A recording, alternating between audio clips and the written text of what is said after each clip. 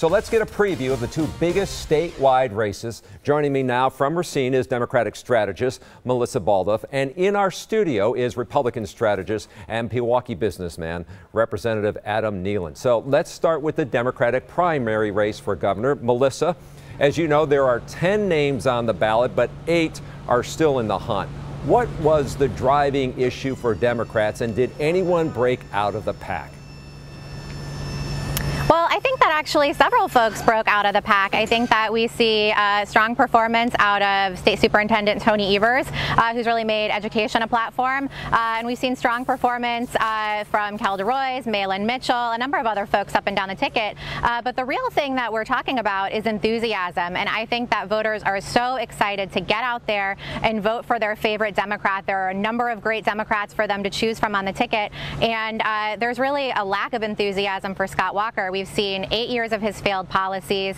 We've seen him refuse to take a stand and stand up to Donald Trump when Donald Trump is out attacking a great Wisconsin business like Harley-Davidson. Scott Walker's failed to fix our roads. He's failed to invest in education, and people are ready for a change. Representative Nealon, let's talk about that. Do you think there is an enthusiasm gap? And, you know, what is President Trump's role in this as voters go into November?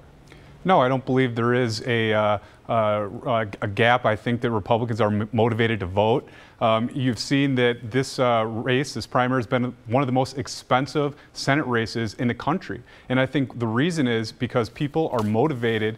They see two good candidates in Senator Vukmir and also Kevin Nicholson, and they see a vulnerable senator in Tammy Baldwin. So I think there is no enthusiasm gap. I guess we'll find out tonight what the numbers are, since there is no crossover voting. So it'll be interesting to see how many Republicans vote versus how many Democrats vote. But I think we have two very strong candidates, and I think there's a lot of enthusiasm to win this race and to flip the U.S. Senate seat. So, Melissa, let me ask you about the U.S. Senate seat. Donald Trump did turn Wisconsin red for the first time since 1984.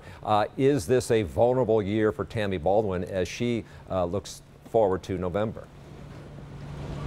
Well, Tammy Baldwin is incredibly strong going into her re-election campaign, but I think Representative Nealon really hit the nail on the head with the amount of money that is coming into this race. And the reason this is an expensive Senate race is because out-of-state billionaires are seeing how much they can flood our airways to choose their preferred candidate, who would be beholden to them and beholden to their agenda. So no matter which extreme candidate comes out of this primary, Tammy Baldwin's real opponent in this race is going to be out-of-state dark money that's being poured in here to try to buy our election. Yeah, we have seen the U.S. Senate race already, Wisconsin leading the country as being one of the most expensive. Representative Nealon, I just want to get your take on the governor's race here, though. As you know, starting tomorrow, he'll be facing a challenger. But even the governor is sort of sending a signal that he's going to be the underdog here coming out of the primary. I think he even said, quote, you could have Daffy Duck on the ballot for the Democrats, and they'll start out with at least 48%. Shouldn't he be the front runner here, given where the Wisconsin economy is right now?